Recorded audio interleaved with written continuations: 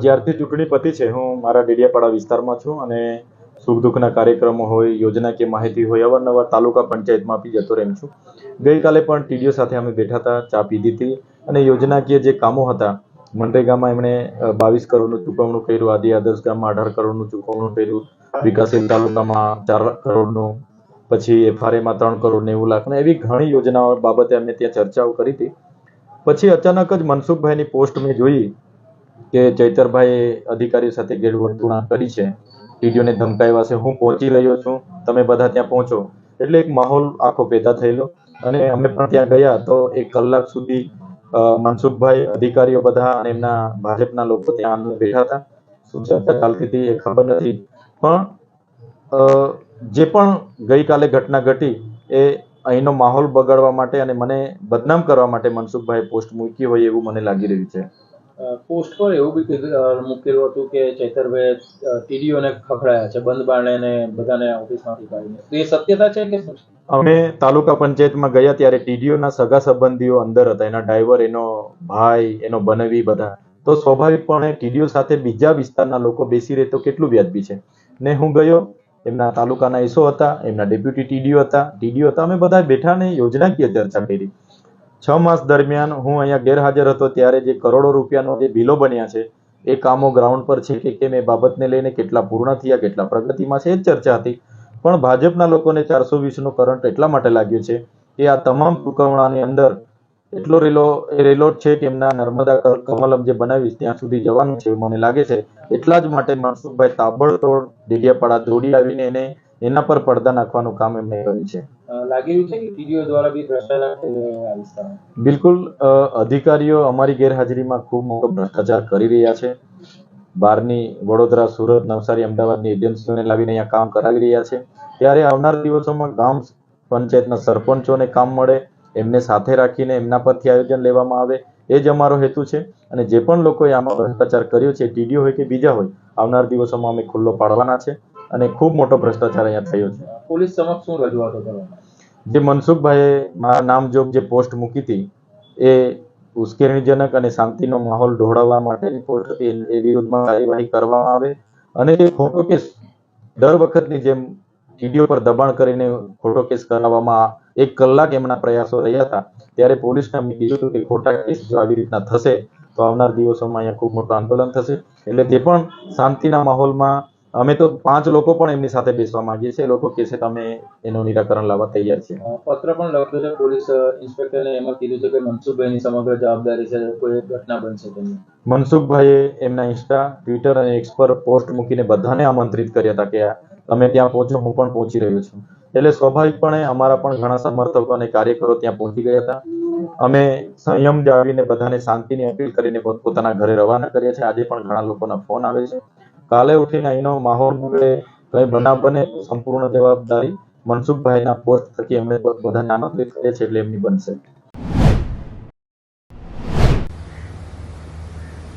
સત્યમેવ જયતે. અંતે સત્યનો વિજય થયો છે. આજે છેલ્લા 2.5 મહિનાથી જે જેલમાં હતા એવા લોકનાયક ધારાસભ્ય ભાઈ ચૈતરભાઈ વસાવાને માનનીય હાઈકોર્ટે જામીન આપ્યા છે. આપણે સૌ જાણીએ છીએ. અને જે રીતે આજે કોર્ટની અંદર દલીલો પણ થઈ, ચાર્જશીટ ઉપર ચર્ચા થઈ, એનાથી એક વાત ચોક્કસ સાબિત થાય છે કે ચૈતરભાઈને ખોટા આરોપો લગાવીને જેલમાં નાખવાનું કાવતરું ઘડવામાં આવ્યું હતું. ચાર્જશીટની અંદર જે સરકારી અધિકારીઓની ઉપસ્થિતિ હતી એ સરકારી અધિકારીઓએ પણ કબૂલ્યું છે કે ચૈતરભાઈ સાથે એવી કોઈ ગાળાગાળીવાળી કે એવી કોઈ ઘટના ઘટી નથી. એમના સ્ટેટમેન્ટમાં છે.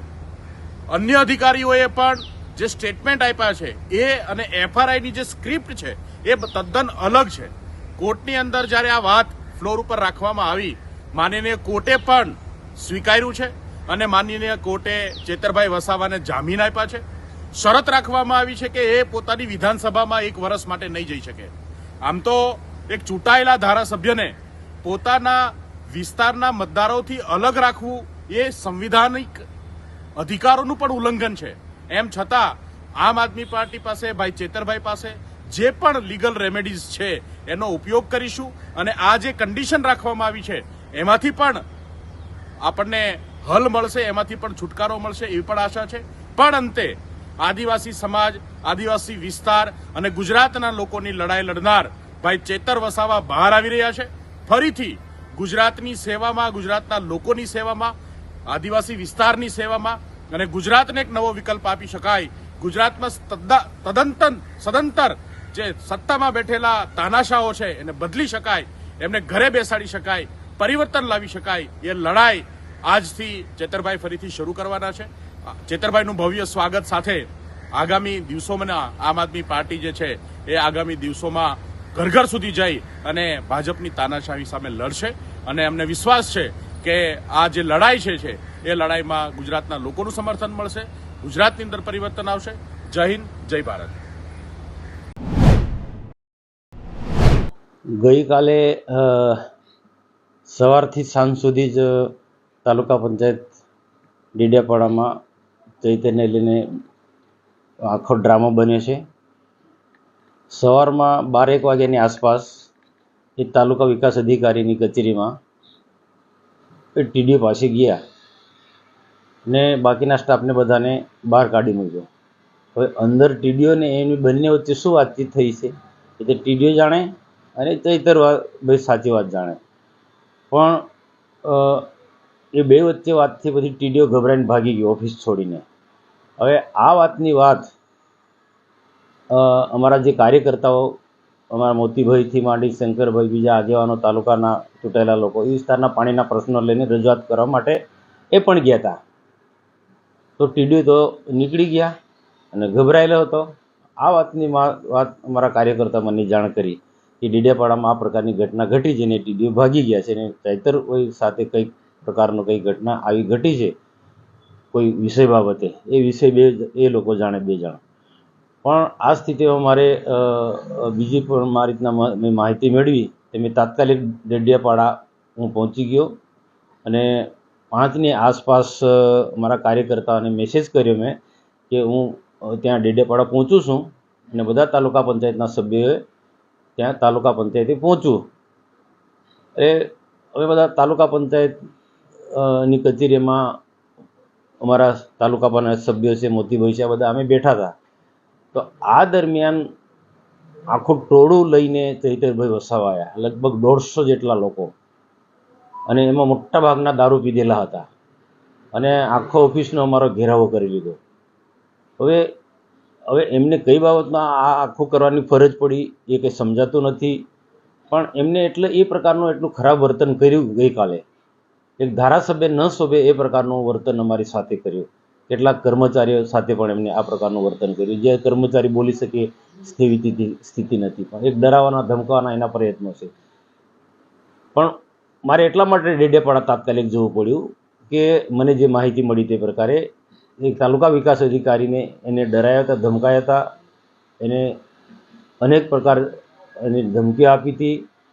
તો આ પ્રકારનું જો વાતાવરણ હોય તો બાકીના અન્ય કર્મચારીઓ પણ મને ટેલિફોનિક વાતચીત કરી કે સાહેબ આ સ્થિતિમાં અમે કઈ રીતના કામ કરીશું. મને પણ લાગ્યું કે જો આ જે સ્થિતિ છે આવનારા દિવસોમાં આ વિસ્તારમાં કામો કરવા બહુ મુશ્કેલ છે. એટલે આખી કાર્યકર્તા સાથે બેઠક મેં કરીને બધાને કીધું કે આપણે જે પણ હશે તે આ પરિસ્થિતિનો આપણે સામનો કરવો પડે. ચૈતરભાઈનું એવું કહેવું છે કે તમે ધારાસભ્ય તરીકે આવી જ ના શકો. એમના કાર્યકર્તાનો પણ એમને વિડીયોમાં બોલે છે કે તમે, એમના કાર્યકર્તા પણ એવું કહે છે કે તમે ધારાસભ્ય તરીકે આવી જ ના શકો, તમે આવા પ્રકારના પ્રશ્નો તમે રજૂઆત નહીં કરી શકો. હવે એમને ખબર નથી કે હું સંસદ સભ્ય ચાલુ છું. ચૈતર વસાવાને એટલું નોલેજ હોવું જોઈએ કે જ્યાં સુધી ચૂંટણીનું પરિણામ ના આવે ત્યાં સુધી હું સંસદ સભ્ય ચાલુ છું. અને માન લો કે સંસદ સભ્ય નથી, પણ આ વિસ્તારનો આગેવાન તો ખરો ને, સમાજનું એક પ્રતિનિધિત્વ ખરે ને, એટલે તો એને નોર્મલ જ્ઞાન નથી કે એના કાર્યકર્તા બધા પીધેલા હતા એટલે હેલફેલ બોલતા હતા. તો આ સંજોગોમાં મારે એક જ વસ્તુ આપના માધ્યમથી કહેવું છે કે અત્યાર સુધી મારા ઇતિહાસની અંદર આવો કોઈ ધારાસભ્ય, દબંગ ધારાસભ્યો કે જે ગુંડા પ્રકારના લોકોને સાથે રાખે છે. કાલે એની સાથે આવેલા થાય બધા ગુંડા પ્રકારના લોકો, તોફાન કરવાના ઈરાદા થયા હતા. અમે 15 થી 20 લોકો અમે હતા, આ સાથે 100-150નું ટોળું હતું. તો આ સંજોગોમાં આ એક જ વસ્તુ છે કે દાદાગીરી કરી લોકોને ડરાવવા, ધમકાવવા અને પોતાના મનમાની મુજબ બધા કામો કરાવવા. આ માનસિકતા એની બિલકુલ છે. તો આ આખા દિવસની ગઈકાલની આ આખી ઘટના છે. હવે તાલુકા વિકાસ અધિકારી નો મારો સંપર્ક થયો નથી, પણ બીજા માધ્યમો દ્વારા જાણ મળ્યું છે કે જૂનો ઓડિયો વાયરલ થયો હતો, એના અનુસંધાને આ ટીડીઓને આ ચૈતરભાઈ ધમકાવવા માટે ગયા હતા. અને બીજું કે આખી ફાઇલો લઈને ગયા હતા કે આગામી દિવસોમાં આ દરેક વિભાગના કામો કે મને પૂછ્યા વગર કોઈ કામો કરવા નથી, અને કામોની યાદી આપી. આ સિવાય બીજા કોઈ કામો ધારાસભ્ય અહીંનો હું છું, અને હવે બીજા કોઈ પદાધિકારી કોઈ સંસદ સભ્યની પણ વાત માનવી નહીં, કારણ કે કેટલાક કામોમાં હું રજૂઆત કરું તો અધિકારીઓને, એટલે એ વાત એને ખબર પડી હશે. એટલે એના મગજમાં એવું છે કે હવે સંસદ સભ્ય મનસુખભાઈ રહ્યા નથી, અને એમની વાત સાંભળ્યું નહીં. બધું હું જે પણ કંઈ કહું તાલુકામાં કે સાગબારામાં કે આ વિસ્તારની અંદર બધું મને પૂછીને જ કરવું. આ પ્રકારની માનસિકતા એ ધરાવે છે. એ વાત એની માનસિકતા તદ્દન ખોટી છે. માન લો કે સંસદ સભ્ય નથી તો પણ આ વિસ્તારના આગેવાન તરીકે મારે પ્રજાના પ્રશ્નો સાંભળવાની મારી ફરજ છે.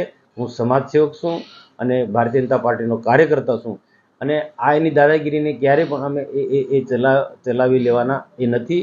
જે ભૂતકાળની અંદર જે સારું એક વાતાવરણ, સુમેળભર્યું વાતાવરણ, એ અમે સ્થાપિત કરવાના, અને કર્મચારી એ વિસ્તારમાં કામ કરનારા લોકોને પણ અમે બિલકુલ કાયદાને ધ્યાનમાં રાખી એમને મદદરૂપ થવાના છે.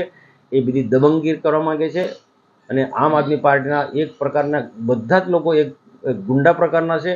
તો આવનારા દિવસોમાં આમની જે દાદાગીરી વધુ ન મજબૂત બને એ લોકો, એટલે અમારે પણ સજાગ રહેવું પડે, અને જવાબદાર જિલ્લાના અધિકારીઓને પણ અમે ધ્યાન દોરવાના છે, અને સરકારમાં પણ ધ્યાન દોરીશું. અને આમ પણ ગુનાહિત કૃત્ય સાથે જોડાયેલા આ ધારાસભ્ય ચૈત્ર વસાવા છે, જેને મરજીમાં આવે ત્યારે ગમે તેને મારી દેવાનું, અધિકારીને મારવાનું, જીબીના લોકોને મારવાનું, ફોરેસ્ટના કર્મચારીને મારવાનું, અને પછી આરોપ કે મારા પર ખોટી ફરિયાદ. ગુનો એ કરે છે, દાદાગીરી એ કરે છે. ગઈકાલની ઘટના જુઓ, અમે 10-15 લોકો હતા અને 100-150નું ટોળું લઈને આવ્યા. તો ખરેખર ઝઘડો કોણ કરવા માંગે છે? વાતાવરણ કોણ દોડવા માંગે છે? તો આ વસ્તુ એ ગુના એ કરે છે, અને કાયદો હાથમાં એ લેવા માંગે છે, અને સાવકાર બનવા માંગે છે. અને મેં જે જોયું કાલે કે આ ઝઘડો કરી, અમારા સાથે ઝઘડો કરી અને સીધો પોલીસ સ્ટેશન પહોંચી જાય છે અને ફરિયાદ આપે છે લેખિતમાં કે મને મનસુખભાઈ કે સરકાર દબાવવા માંગે છે, મારા પર ખોટા કેસ કરવા માંગે છે. હવે એ કઈ રીતના એ માની લે છે કે મારા પર ખોટા કેસ, મતલબ એને ડર છે એક પ્રકારનો. તો એ આ ગુના કરે છે અને ફરી પોતે જ ફરિયાદ આપે છે. આ એક મને સમજાતું નથી, પણ એનામાં બધું નોલેજ છે. પણ એ એક પ્રકારનો પેલો આમ આદમી પાર્ટીના જે ભ્રષ્ટાચાર કરવો અને સોફિયાની વાતો કરવી, એ એની નીતિ છે. સાહેબ, વાત કરીએ તો બીજું એમણે એક અરજી પણ આપી છે કે કંઈ પણ કંઈક થશે તો મનસુખ વસાવાની જવાબદારી હશે. એટલે એ જ હું કહું છું, ગુંડાગીરી એ કરે છે, દાદાગીરી એ કરે છે, ટોળાશાહી લઈને એ આવે છે, અને છતાં આરોપ મૂકે છે. આ જ વસ્તુ મારે કહેવાનું છે કે ખરેખર પોલીસ તંત્રએ કે જિલ્લા વહીવટી તંત્રએ પણ આને ઓળખવો પડે. દાદાગીરી કરવી છે, જુઠ્ઠું બોલવું, જોરથી બોલવું, આ એની નીતિ છે. એટલે એને ગુનાહિત વૃત્તિવાળો માણસ છે. દાદાગીરી કરવી છે, ગુંડાગીરી કરવી છે, કાયદો હાથમાં લેવો છે, ટોળાશાહી ભેગી કરીને દબાવવાનું છે, અને ઉપરથી અમારા પર આરોપ મૂકે છે. આની માનસિકતા તમે જુઓ. આ સમજવાનું, વહીવટી તંત્રે આ સમજવાની જરૂર છે. ગઈકાલની ઘટના તમે જુઓ, અમે તો 10-15 લોકો હતા અને પોઝિટિવ વાતો કરી રહ્યા હતા કે કર્મચારીને અધિકારીને ડરાવવા નહીં જોઈએ, અને જે પાણીને લગતા જે પ્રશ્નો છે એ પણ તાત્કાલિક ઉકેલવા જોઈએ. અમે તો પોઝિટિવ વાતો ત્યાં અમારી મિટિંગમાં થઈ રહી હતી. તો ત્યાં આવીને અને એને પ્રશ્ન હતો, એને પણ વાત અમારી સાથે ચર્ચા કરી હતી. તો 5 થી 10-15 લોકો આવું હતું. અમે જેટલા હતા એટલા માણસો આવા હતા. આ 100-150 લોકોને બધાને દારૂ પીવડાવીને લઈ આવ્યા, અને પછી પોલીસમાં ફરિયાદ આપે. પોલીસ પણ કડક હાથે કામ લે, કારણ કે પોલીસ પણ એને છાવરે છે એવું મને લાગે છે.